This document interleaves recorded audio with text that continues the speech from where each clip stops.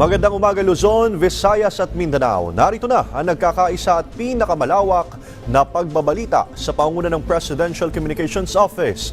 Kabilang ang PTV, Presidential Broadcast Service, Philippine Information Agency, Philippine News Agency at IBC. Tutok lang sa mahalagang balita mula sa iba't ibang bahagi ng bansa. Ito ang Balitang Pambansa.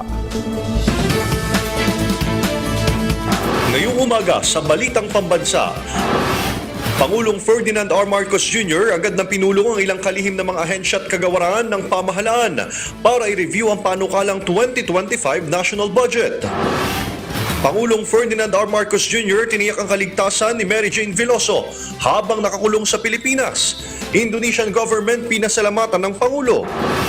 Dating Pangulong Rodrigo Duterte pinasasampahan na ng House Quad Committee ng reklamong Crimes Against Humanity. Dawit din sina Senador Ronald De La Rosa, Senador Bongo at iba pang personalidad sa umano'y extrajudicial killings sa war on drugs noong nagdaang administrasyon. 5 malalaking infrastructure projects ng Department of Transportation sa iba't ibang panig ng bansa binigyan ng go signal ni Pangulong Ferdinand R. Marcos Jr. At 36 pesos na kada kilo ng bigas, ibebenta na simula Enero ayon sa Department of Agriculture. Tiniyak ni Pangulong Ferdinand R. Marcos Jr. ang kaligtasan ni Mary Jane Veloso matapos ang kanyang pagbabalik sa bansa. Sinabi ng Pangulo na prioridad ng iba't ibang law enforcement agency ang kapakanan ni Veloso habang ipinatutupad ng mga ito ang batas hinggil sa kanyang kustudiya. Ikinalulugudan niya ng pamahalaan ang pagbabalik ni Mary Jane matapos ang mahigit isang dekadang pagkakakulong sa Indonesia na ayon sa punong ehekutibo ay bunga ng matibay na ugnayan ng Pilipinas at ng Indonesia. Kasabay niya ng muling pagpapaabot ng pasasalamat ng Chief Executive sa Indonesian government at sa lahat ng tumulong para maging posible ang pagbabalik sa bansa ni Veloso. Ayon sa Pangulo, formal na nailipat sa kustudiya ng Pilipinas si Mary Jane sa pangunguna ng ilang opisyal ng gobyerno bagong kanyang pagdating sa bansa. Patunay lamang ang pagbabalik sa bansa ni Mary Jane Veloso sa magandang ugnayan ng Pilipinas at Indonesia ayon sa ilang senador. Mungkahi naman nila sa DFA, tutukan din ang kaso ng iba pang OFW na nasa death row sa ibang bansa. Si Vel Custodio ng PTV sa Balitang Pambansa. Kanya-kanyang mensahe ang mga senador sa pag-uwi ni Mary Jane Veloso mula Indonesia. Sa pahayag ni Senate President Chis Escudero, patunay ito ng malasakit na Administrasyong Marcos para sa overseas Filipino workers. Dagdag pa ng Senate President na dapat ipadama sa mga OFW ang long arm of government na handang magbigay ng proteksyon at tulong. Nananawagan si Escudero sa Department of Foreign Affairs na gumawa ng inventaryo ng mga bilanggong Pilipino sa ibang bansa. Bukod sa pagpapaabot ng tulong para sila'y makalaya, titignan din ng gobyerno ang kalagayan ng kanilang pamilya para mabigyan ng tulong. Isa ang prisoner swap sa mga posibleng paraan ng pamahalaan para maiuwi sa bansa ang mga convicted OFW. Para naman kay Senate President Pro Tempore Jinggoy Estrada, pagpapakita ng magandang ugnayan ng Pilipinas at Indonesia ang pag-uwi ni Mary Jane Veloso. Binuksan din ni Senator Estrada ang usapin tungkol sa mga Pilipinong biktima ng human trafficking sa ibang bansa. Mungkahi niya na dapat paigtingin pa ang proteksyon sa mga OFW laban sa exploitation. Nananawagan din ang senador na i-review ang kaso ni Veloso para ikonsidera ang pagbibigay ng pardon. Ganito rin ang pananaw ni Senator Joey Villanueva sa diplomatic relations sa Manila at Jakarta. Hiling niya sa DFA at Department of Migrant Workers na tutukan ang mga kaso ng 49 na OFW na nasa death row. Ayon naman kay Coco Pimentel, nasa kamay na ni Pangulong Ferdinand Marcos Jr. ang magbigay ng pardon sa OFW dahil sa custody na ng Pilipinas si Veloso. Meron siyang sentence. Under our Constitution, may power ang presidente to grant pardon. Ipinasa na sa atin. So diyan na pagkaintindi ko dyan. So pasok na siya ngayon sa ating legal system, sa ating sistema. Pumayag ang Indonesia sa inyo na yan. So whatever is the power of the president under the Constitution, he can exercise. Vel Custodio para sa Pambansang TV sa Bagong Pilipinas. Magsasagawa ng sunod-sunod na pagpupulong si Pangulong Ferdinand R. Marcos Jr. upang reviewin ang panukalang 6.352 trillion pesos na 2025 national budget. Kahapon pinulong ng Pangulo sina Executive Secretary Lucas Bersamin, Finance Secretary Ralph Recto, Budget Secretary Amina Pangandaman, NEDA Secretary Arsenio Balisacan at DPWH Secretary Manuel Bonoan para pag-aralan ang panukalang pondo sa susunod na taon. Tumanggi muna si Presidential Communications Office Acting Secretary Cesar Chavez na ilahad ang detalye ng nasabing pulong. Nakatakda sanang pirmahan ng Pangulo ang 2025 national budget sa December 20, pero ipinagpaliban muna dahil kailangan pa itong reviewing mabuti ng Pangulo. Nirerespeto ng mga kongresista ang desisyon ni Pangulong Ferdinand R. Marcos Jr. na wag munang ituloy ang paglagda sa proposed 2025 national budget sa Biyernes para mas mapag-aralan pa itong mabuti. Ayon kay House Committee on Appropriations Vice Chair Jill Bongalon, bahagi talaga ito ng proseso kaya't hindi dapat mag-alala ang publiko. Kapwa rin binigyang diin ni na House Assistant Majority Leader Jude Asidre at House Committee on Women and Gender Equality Chair Geraldine Roman na tama lang din ang naging hakbang ng presidente. Samantala ayon kay Senate President Francis Escudero, bahagi lang din ito ng sistema ng checks and balances sa konstitusyon. Habang para kay Senate Committee on Finance Chair Grace Poe, senyales din ito ng isang healthy democracy. Hindi po kakaiba itong pangyayari na binibigyan panahon ng ehekutibo ang pag-review pa ng report ng forma ng budget. It's only an indication that the President is dutiful about exercising his role in the budget-making process. Ito po'y senyales na nasa isang malusog at masigasig tayong demokrasya.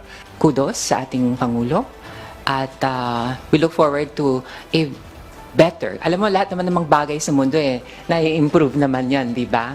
We just have to listen to one another. Binigyang diin ng isang senador na wala namang magiging problema kung magkaroon ng konting delay sa 2025 national budget. Ito'y kung mas magiging planchado naman ang pondo para sa susunod na taon. Si Vel Custodio ng PTV sa Balitang Pambansa. Kwinestyon ni Senator Amy Marcos ang budget breakdown ng Department of Public Works and Highways sa plenary session ng Senado. Isa ang senadora sa mga hindi pumirma ng House Bill 10800 o ang General Appropriations Act 2025 dahil umano sa kadula-dulang line items kabilang ang mataas sa pondo ng DPWH. Palaisipan para kay Senator Marcos ang various infrastructure project o tinawag ng senadora na VIP sa line item. Para sa ilang mga VIPs. Real talk, can anyone in this chamber, this August chamber, ascertain what are these infrastructure projects by just looking at the BICAM report? Can any of us determine what is included and comprising the additional 350 additional funding to DPWH, as well as the projects and programs defunded as part of the 61.834 reduction? Pinatamaan din ng senadora sa kanyang privilege speech ang budget para sa ayuda sa kapos ang KITA program o AKAP at ang zero subsidy ng PhilHealth. Pero ayon kay Senator Coco Pimentel sa media, hindi pa naman final ang 2025 national budget para sa zero government subsidy sa PhilHealth at mas mababang pondo para sa edukasyon. Ayon pa kay Senador Pimentel, maaari pang mabago ang budget ng DPWH na pinunan ni Senator Amy Marcos. So kung mag-line item dito sa mga line items about infrastructure na may mga amounts dito, pag nabito ngayon yun, ibig sabihin nun wala ng legal basis to spend those amounts, i-minus na yun sa 1.1 trillion ng infrastructure budget to come up with a new total for infrastructure. Sinabi pa ni Senator Pimentel na hindi naman magiging problema kung magkakaroon ng kaunting delay sa 2025 budget. It's better to have an acceptable budget law than to have a budget law na inaangalan ng taong bayan just for the sake of having one before December 31. Vel Custodio, Balitang Pambansa. 5 proyekto ang pinagtibay ni Pangulong Ferdinand R. Marcos Jr. para sa ikaunlad ng bansa at makamit ang isang bagong Pilipinas. Ang detalye sa Balitang Pambansa ni Kenneth Pasyente ng PTV. Hindi maaari ang pwede na yan. Yan ang iginiit ni Pangulong Ferdinand R. Marcos Jr. sa kanyang pagdalo sa ceremonial signing ng 5 infrastructure projects ng Department of Transportation. na naglalayong mapagaan ang pamumuhay ng mga Pilipino, lalo na sa Visayas at Mindanao. Kabilang sa mga napirmahan ang New Cebu International Container Port Project na nagkakahalaga ng 17 billion pesos, na ayon sa Pangulo, makatutulong para tugunan ang congestion sa Cebu-based port. Tutugon naman anya sa traffic sa lugar ang Cebu Bus Rapid Transit Project para sa maaasahan at epesyenteng transport system sa mga Cebuano.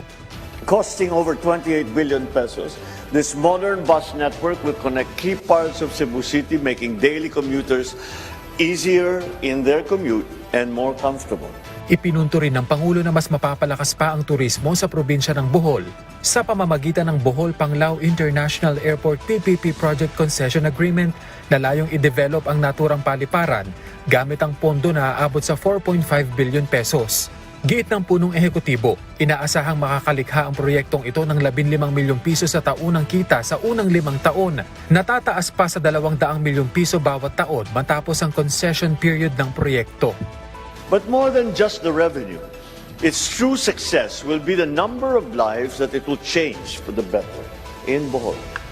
It is a promise to our beloved people that they will be the first to benefit from the continued arrival of tourists and of investors. Napirmahan din ang agreement para sa New Dumaguete and New Siargao Regional Airports na ayon sa Pangulo ay tutugon naman sa limitadong connectivity ng dalawang lugar para mas maging accessible ito sa mga turista. Titiyakin naman anya ng pamahalaan na makatutugon ang bagong paliparan sa pandaigdigang pamantayan. But beyond the technical aspects, what is important is a positive change that they will bring. These projects shall allow our farmers to efficiently bring produce to new markets, tourists to discover more of the charms of these islands, and entrepreneurs to expand their businesses. Ipinunto rin ng Chief Executive na magsisilbing daan ang mga proyektong ito sa pagbubukas ng mga oportunidad lalo na ang job opportunities. Binigyang diin din ng Presidente na tuloy ang pagsisikap ng pamahalaan para maisakatuparan ng mga proyekto na malaki ang maibibigay na kaginhawaan sa mga Pilipino. These projects are not just structures. They are representative of every Filipino's dream of more comfortable travel, better opportunities, and a clearer path towards their goals and dreams. Mula PTV, Kenneth Pasyente, Balitang Pambansa. Change of command ceremony sa Philippine Air Force, pangungunahan ni Pangulong Ferdinand R. Marcos Jr. ngayong umaga. Dalawa pang aktibidad nakalinya pang daluhan ng Pangulo. Si Alvin Baltazar ng Radyo Pilipinas sa Balitang Pambansa. Alvin. Magandang umaga. Panauhing pandangal si Pangulong Ferdinand R. Marcos Jr. sa pagpapalit ng liderato ng upang ipapawid ngayong umaga. Alas 9 ng umaga, inaasahan ng Commander-in-Chief sa Philippine Air Force Multi-Purpose Gymnasium sa Villamor Air Base dito sa lungsod ng Pasay. At sa gaganaping change of command ay pagkakalooban ng testimonial review and retirement ceremony ang magre-retirong si Lieutenant General Stephen Pareño bilang Air Force Chief. Kaugnay nito ay tinilaga naman ng Pangulo si Lieutenant General Arthur Cordura bilang bagong Commanding General ng Philippine Air Force. At sa isang pahinang liham kay Defense Secretary Gilberto Teodoro Jr., pinanggit ng Chief Executive na aprobado na ang designation ni Cordura kasunod na rin ng endorsement ng Department of National Defense, ganoon din naman ng Armed Forces of the Philippines. Mula Villamor ay babalik naman sa Palasyo sa Pangulo para sa gagawing courtesy call sa kanya ni Japan National Security Advisor Akiba Takeo. At huling aktibidad naman ng Pangulo na naka-line up sa araw na ito ay ang gagawing pagtalo nito sa presentation of the first Philippine Polymer Banknote Series. Ang presentation of the first Philippine Polymer Banknote Series ay isang seremonya kung saan formal na ipinakikilala yung bagong serye ng polymer banknote sa publiko. At karaniwang sinasigawa ito ng BSP o Bangko Sentral ng Pilipinas upang ipakita ang mga bagong disenyo, materyales at seguridad ng mga banknote. Nagulat mula sa Palasyo ng Malacanang, ako naman si Alvin Baltazar ng Radyo Pilipinas para sa Balitang Pambansa. Maraming salamat, Alvin Baltazar. Ipresenta na ng House Quad Committee ang kanilang progress report kaugnay ng umano'y extrajudicial killings sa war on drugs noong nagdaang administrasyon. Nakapaloob dito ang kanilang mga rekomendasyon laban sa mga dati at kasalukuyang opisyal. Si Melalis Moras ng PTV sa Balitang Pambansa. Nasasampahan na ng House Quad Committee ng reklamong crimes against humanity si dating Pangulong Rodrigo Duterte. Dawit din sina Senator Ronald De La Rosa, Senator Bongo at iba pang personalidad. Ito ay kaugnay pa rin sa umunoy extrajudicial killings sa war on drugs noong nagdaang administrasyon. Sa talumpati ni Quadcom Lead Chair Robert A. Barbers sa huling araw ng sesyon ng Kamara kagabi, ipiniresinta niya ang kanilang progress report na naglalaman ng kanilang summary of findings, proposed legislations at mga rekomendasyon. Dito'y nakapaloob ang kanilang mungkahi laban sa mga dati at kasalukuyang opisyal. Perhaps the most chilling revelations, Mr. Speaker, pertains to the extrajudicial killings that have scarred our nation's history. Witness testimonies corroborated by evidence revealed a system that incentivized the killing of suspected drug personalities. A system modeled after the so-called Davao template and replicated nationwide. Giit ni Barbers, hindi pa tapos ang kanilang trabaho. This report is not merely an account of our work, Mr. Speaker. It is a solemn commitment to uncovering the truth, upholding justice, and crafting meaningful legislative solutions to address the scourges of illegal drug proliferation, unlawful land acquisition by foreigners, crimes linked to Philippine offshore gaming operators or POGOs, and extrajudicial killings. Sa closing speech naman ni House Speaker Martin Romualdez sa plenaryo, pinuri niya ang Quadcom at ang kanilang mahalagang tungkulin. Thanks to the valiant efforts of its members, the Quadcom investigation revealed the apparent temerity and disrespect of those who propagate serious and illegal activities involving POGOs, illegal drugs, smuggling, irregularities in the Philippine visa processing, corruption, and accountability. Bago tuluyang mag-adjourn ang sesyon ng Kamara, inadapt ng mga kongresista ang progress report ng Quadcom. Inaprubahan din nila ang mosyon na itransmit na ang naturang ulat sa concerned government agencies para sa paghahain ng kaukulang kaso. Sa isang pahayag ni Senator Go, ipinauubayan na niya sa korte ang magiging pasya kung sakali mang masasampahan siya ng kaso. Ganito rin daw ang paulit-ulit na sinasabi ni dating Pangulong Duterte. Si De La Rosa muli namang iginiit na paninira lang sa kanila ito. Bumuelta rin si Davao City 1st District Representative Paulo Duterte na inirekomenda ng imbestigahan naman ukol sa isyu ng iligal na droga. Wala raw siyang itinatago at desididong linisin ang kanyang pangalan laban sa mga akusasyong ibinabato sa kanya. Mula sa PTV, Melalas Moras para sa Balitang Pambansa. Ibinasura ni Defense Secretary Gilberto Teodoro Jr. ang ideya na magsagawa ng holiday truce sa New People's Army ngayong holiday season. Ayon kay Teodoro, walang saysay para itigil ng pamahalaan ang gera laban sa CPP, NPA, NDF. Una nang sinabi ng militar na mahina na o wala ng lakas ang rebelding grupo para maghasik ng karahasan sa bansa. Sa ngayon ay mayroon na lamang isang guerrilla front ang NPA. Aminado ang Department of Agriculture na hamon ang pagpapababa ng presyo ng bigas. Kaya naman, palalakasin ang Rice for All program. Ilulunsad simula Enero ang sulit rice sa halagang 35 hanggang 36 pesos kada kilo. Mas mura yan kaysa sa 40 pesos na nasa Kadiwa stores. Sa 2025, ilalabas ang masustansyang Nutri-Rice sa halagang 36 hanggang 37 pesos per kilo. Isa lang ang pagiling nito kaya nananatili ang nutrients, fiber at mas mataas ang recovery ng bigas mula sa palay. May 5 billion pesos na budget ang DA para sa programa at target ang 1,200 na dagdag na Kadiwa stores sa mga palengke o barangay. Mula yan sa kasalukuyang 300. Makikipagtulungan ng DA sa mga alkalde para maipasok ang murang bigas sa palengke. Magbibigay din ng ayuda ang DA sa mga magsasaka para mapataas ang produksyon at mapababa ang presyo ng bigas. Susuporta ang Philippine National Police sa implementasyon ng Republic Act No. 12022 o Anti-Agricultural Economic Sabotage Act. Isa ito sa mga batas na nilagdaan ni Pangulong Ferdinand R. Marcos Jr. nitong Setyembre. Layo ng batas na pigilan ang smuggling, hoarding at pananamantala sa presyo ng agriculture products, partikular ang bigas. Tiniyak naman ng PNP na hahabulin at pananagutin ang mga sangkot nito alinsunod sa mandato ng Pangulo sa food security. Gaya ng protektahan ng bawat Pilipino sa hindi makatarungang mataas na presyo ng mga agricultural products na may parusang habang buhay na pagkakakulong o pagbabayad ng multang 3 beses sa halaga ng nakumpiskang agricultural products. Hanggang 30 taong pagkakabilanggo naman ang parusa sa mga sangkot sa transportation at illegal na storage ng mga nasabing produkto o multang 2 beses sa halaga nito.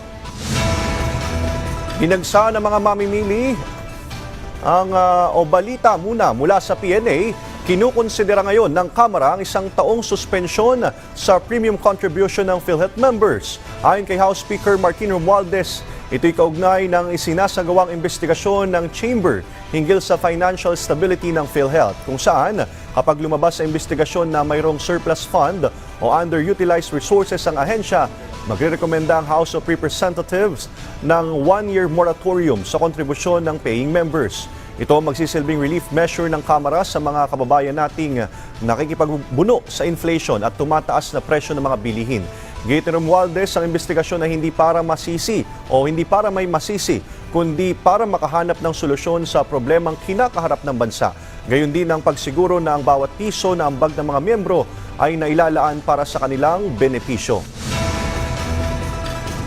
Nagbabala naman ang Bangko Sentral ng Pilipinas sa publiko laban sa text hijacking, isang paraan ng smishing attacks o peking text message upang makuha ang personal na impormasyon ng isang tao tulad ng password at credit card numbers. Ayon sa abiso ng BSP, palalabasin ng mga tiwaling individual na lihitimo kanilang text messages. Magpapadala sila ng link upang mabuksan ang financial accounts ng kanilang mabibiktima. Payo ng BSP sa publiko, i-report ang kahina-hinalang transaksyon o aktibidad sa kabilang mga bank account o e-money accounts o anumang e-money provider. Pinangunahan ni Pangulong Ferdinand R. Marcos Jr. at unang ginang Liza Araneta Marcos ang unang turnover ng pabahay sa ilalim ng 4PH program para sa mga OFW. Idinaos ang seremonya sa Malacanang bilang bahagi ng pamaskong handog para sa mga OFW. 5 OFW ang tumanggap ng simbolikong susi sa kanilang mga unit sa Palayan City Township Project. Katuwang ang DSUD, Department of Migrant Workers at Pag-ibig Fund. Ayon sa DSUD, ito ang simula ng mas marami pang pabahay para sa mga OFW at kanilang pamilya. 4 na housing units din ang ipinaraffle sa mahigit 500 OFW at kanilang dependent. Ang turnover na ito ang kauna-unahan mula nang ilunsad ang 4PH program noong 2022 na layong magbigay ng abot-kayang pabahay. Mula naman sa Philippine News Agency, nakaalis na ng bansa ang 24,000 dayuhang empleyado ng POGO.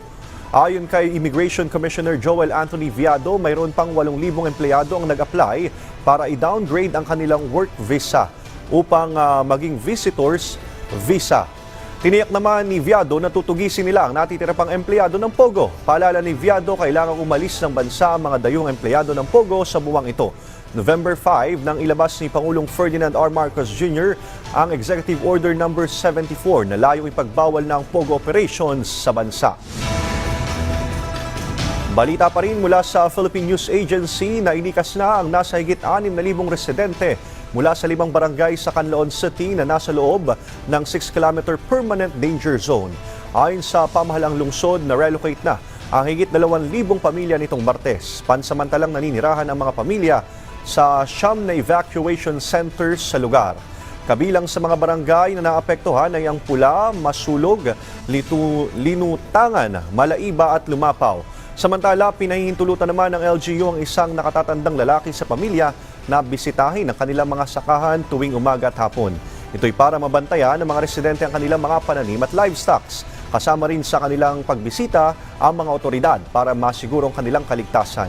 Kaugnay niyan ay nagpapatuloy rin ang pag-relocate ng mga otoridad sa ilang farm animals na malayo sa danger zone. Psychosocial activities isinasagawa sa mga internally displaced persons sa Negros Occidental na apektado ng pagputok ng Bulkang Canlaon. Si Marian Grace Ereñeta ng Radyo Pilipinas Iloilo para sa Balitang Pambansa. Para mapangalagaan ang mental health ng mga evacuees sa Negros Occidental, nagtutulungan ngayon ang Department of Social Welfare and Development at mga tauhan ng mga lokal na pamahalaan sa pagsasagawa ng psychosocial activities. Sa Bago City, isang Zumba session sa kinagigiliwan ng mga evacuee para mapalakas ang kanilang moral at kalusugan. Ang mga ganitong inisyatiba ng pamahalaan ay para itaguyod ang pisikal na kalusugan, mental wellness at social connections ng internally displaced persons habang sila ay nag-a-adjust sa kanilang mga pansamantalang tahanan sa loob ng mga evacuation center. Sa pahayag ni Cloud John Marquez, pinuno ng Disaster Response Information Management Section ng DSWD6, ang psychosocial activities sa mga evacuation centers sa Negros Occidental ay bahagi ng pang-araw-araw na aktibidad ng IDPs. Samantala sa pagbisita ni DSWD6 Regional Director Arwin Raso sa Bago City, ibinahagi ng mga batang evacuees ang kanilang mga iginuhit. Ang Child Development Workers at CSWDO Bago City ay nagsasagawa ng storytelling at creative art sessions upang suportahan ang emosyonal na kapakanan ng mga bata. Mula sa PBS Radyo Pilipinas Iloilo, Marian Grace Ereniata para sa Balitang Pambansa. Dinagsa ng mga mamimili ang murang bigas sa Guadalupe Public Market. Bahagi pa rin ito ng Rice for All program ng pamahalaan. Si Isaiah Mirafuentes ng PTV sa Balitang Pambansa. Isaiah? Patuloy pa rin ang pag-arangkada ng kadiwa ng Pangulo Quezon sa ilang pamilihan sa Metro Manila. Walang patid ang dating ng mga mamimili para sa tig 40 pesos na well-milled rice na binibenta ngayon sa ilang pamilihan sa bansa. Maagang binuksan o maaga nang binubuksan ang ilang mga kadiwa ng Pangulo Quezon, partikular na dito sa Guadalupe Public Market. Imbes na alas 8, mas inagahan ang pagbubukas nito dahil sa kadalasang dagsa ng mamimili ay nasa pagitan ng alas 6 at alas 7 ng umaga. Ang murang bintahan ng bigas nito ay bahagi ng Rice for All program ng bansa. Layo ng paglagay ng Rice for All program sa mga palengke na tugunan ang discrepancy sa pagitan ng pinababang taripa sa imported na bigas at ang mataas na retail price. Maliban dito sa Guadalupe Market, umaarangkada rin ito sa Kamuning Market, Malabon Central Market, Nulas Piña City Public Market at Pasay City Public Market. Pwedeng tingi-tingi ang kilong bibilihin ng bigas. At good news, dahil walang limit ito, kahit ilang kilo ay pwede mong bilhin. Nauna nang sinabi ng Department of Agriculture na hindi lang ito pang Metro Manila dahil posibleng sa susunod na taon ay magtatayo na rin sila ng kadiwa ng Pangulo Quezon ng mga probinsya. Bukod sa public market, 41 kadiwa center na rin sa bansa ang Buy Rice for All program. Bukas ang kadiwa ng Pangulo Quezon tuwing Martes hanggang Sabado mula alas 7 ng umaga hanggang alas 5 ng hapon. Maliban sa mga palengke, mabibili rin ang murang bigas sa ilang piling istasyon ng LRT at MRT. Mula alas 3 ng hapon yan hanggang alas 8 ng gabi. Samantala ay nangako naman ang Agriculture Department sa susunod na buwan o sa unang buwan ng 2025 ay mas mababa pa ang presyo ng bigas. Inaasang mababa ang presyo nito hanggang sa 36 pesos per kilo. Mula sa PTV, Isaiah Mirafuentes, Balitang Pambansa. Maraming salamat, Isaiah Mirafuentes. Pangulong Ferdinand R. Marcos Jr. pinangunahan ng parangal Gawad ng Kahusayan sa Komunikasyong Pampubliko kung saan kinilala ang mga natatanging programa sa komunikasyon na nagsusulong ng bagong Pilipinas. May Balitang Pambansa si Jenny Red ng Philippine Information Agency. Nakibahagi si Pangulong Ferdinand R. Marcos Jr. sa Presidential Communications Office itong Lunes ng gabi upang kilalanin ang mga ahensya ng gobyerno sa unang parangal, Gawad ng Kahusayan sa Komunikasyong Pampubliko sa Philippine International Convention Center. Layunin ng parangal na kilalanin ang mga natatanging programa sa komunikasyon na nagsusulong ng bagong Pilipinas at labanan ng fake news at disinformation. Sa kanyang talumpati, binigyan din ni Pangulong Marcos ang halaga ng epektibong komunikasyon sa pamumuno. Ipanaliwanag ng Pangulo ang mahusay na komunikasyon ay pundasyon ng tiwala ng mga mamamayan sa gobyerno. Kinilala ang mga natatanging inisyatiba, kabilang ang Public Service Campaign Award na ginawad sa mga ahensya na nag-uugnay ng mga plano ng gobyerno sa karanasan ng komunidad. Kabilang sa mga awardee ang Lupon, Davao Oriental, Bataan at Victoria City. Kabilang din sa mga nakatanggap ng parangal ay ang DSWD para sa Best Public Service Campaign, Pag-ibig Fund para sa Best Government Innovation, National Privacy Commission para sa Best Long-Form Content category, habang tinanghal na Champion of Information Integrity ang Department of Budget and Management. Kinilala rin bilang Outstanding Public Communicator si DSWD Assistant Secretary Irene Dumlao. Ang naturang parangal ay isa sa mga hakbang na ginagawa ng Presidential Communications Office para patuloy na labanan ang pagkalat ng maling impormasyon sa bansa at isang pagtugon sa hamon ng Pangulo para bigyan ng serbisyong may integridad at pananagutan ang mga Pilipino tungo sa isang bagong Pilipinas. Mula sa PIA National Capital Region, Jenny Red, Balitang Pambansa.